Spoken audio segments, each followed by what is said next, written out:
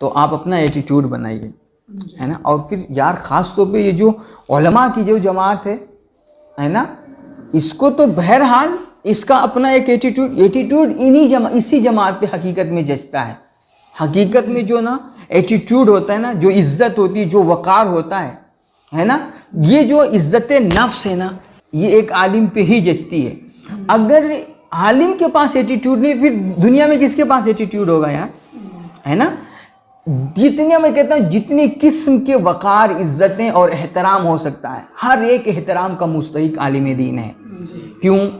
क्योंकि वरसतुल अंबिया है यार, अंबिया के मसनदों के ये मालिक हैं, उनके मनसब पर ये फाइज हैं, समझ रहे हैं, उनके नाइब हैं ये। तो फिर यार तुम अपना एटीट्यूड बनाओ ना, अपना एटीट्यूड बनाओ। तुम्हें तो यार जिधर निकलो कि लोग तुम्हें देखें कि क्या शेर जा रहा है यार। और हम क्या करते हैं, फिर हम मसलहतें ढूंढने लग जाते हैं, हिकमतें तलाश करने लग जाते हैं। अरे यार हमें ऐसा नहीं वैसा नहीं, हुकूमत से हमें, बहरहाल हम अक़लियत में हैं, हम ये हैं वो हैं। तो क्या मतलब अक़लियत का मतलब तुम्हारी कोई जान ले लेगा, तुम्हारी ज़िंदगी मौत का मालिक बन जाएगा दूसरा कोई नहीं ना।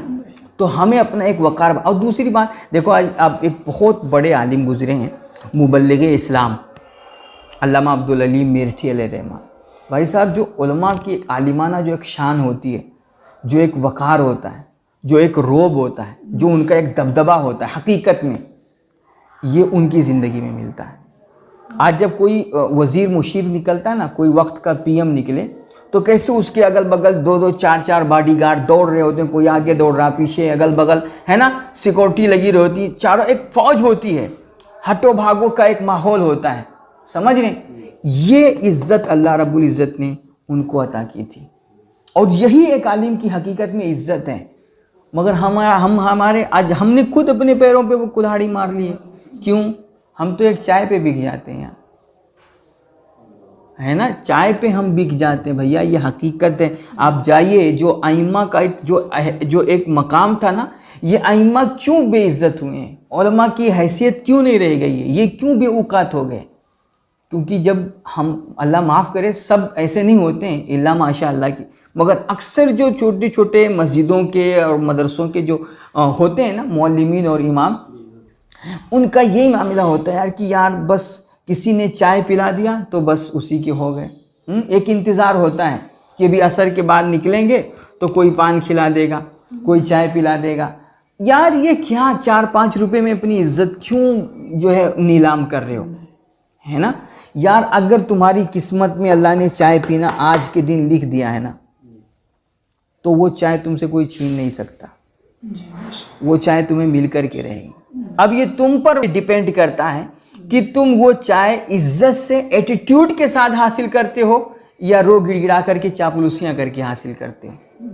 ये तुम्हारे ऊपर डिपेंड करता है। तो जब अल्लाह ने अगर हमारी किस्मत में चाय पानी और जो कुछ भी है अच्छे खाने लिखे हैं, तो हमें मिल कर के रहेगा, हमें आज वो खाना ही खाना है, तो हम उसकी गिड़गिड़ा करके, चापलूसी करके क्यों खाएं, उसको इज्जत के साथ हासिल करें, समझ रहे। तो यार किसी के सामने झुकने का नहीं। और फिर दूसरी बात, हमें खिलाने वाला बनना है। अगर आप रोज़ाना हमारी चाय पी रहे हो, तो अब मेरी बातों का बहरहाल आपको लिहाज करना पड़ेगा। आप हक बात हम जो है हमसे नहीं कर पाओगे, हमारे सामने आपको दबना पड़ेगा, हमारे सामने आपको झुकना पड़ेगा, और मैं कितना भी गलत कर जाऊं आपको लिहाज करना पड़ेगा, आप नहीं खुल के कह पाओगे। लेकिन अगर आपने मुझको उल्टा पिलाया होगा, खिलाया होगा ना,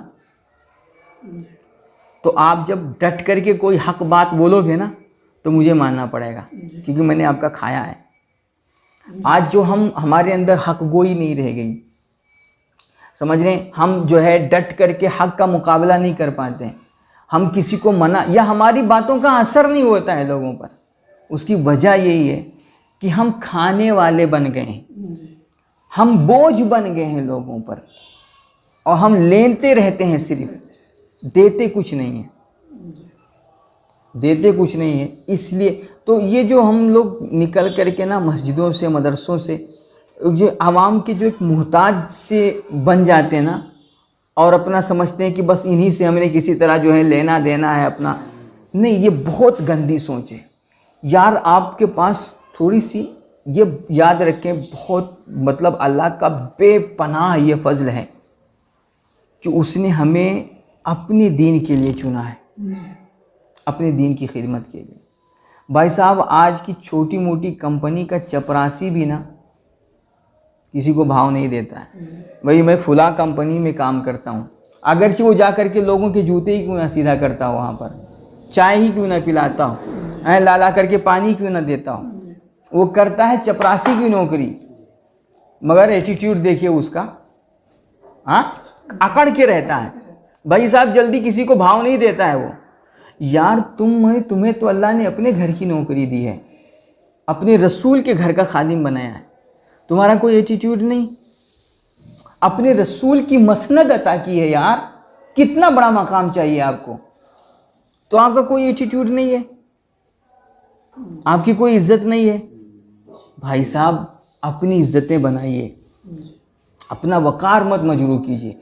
हर जगह कहीं भी रहना, अपनी आलिमाना शान बरकरार रखें, नहीं झुकने का किसी के सामने। मर जाएंगे, भूखा मर जाएंगे यार, नहीं मांगेंगे किसी के सामने, हाथ नहीं फैलाएंगे, फिर आपका एक असर होगा, फिर आपकी हैसियत बनेगी। समझ रहे हैं? आप देने वाला बनिए, लेने वाला नहीं। और अगर कभी किसी से कुछ लेना पड़ जाए ना, तो आप कोशिश कीजिए उससे ज़्यादा दें, तब आपका वकार होगा।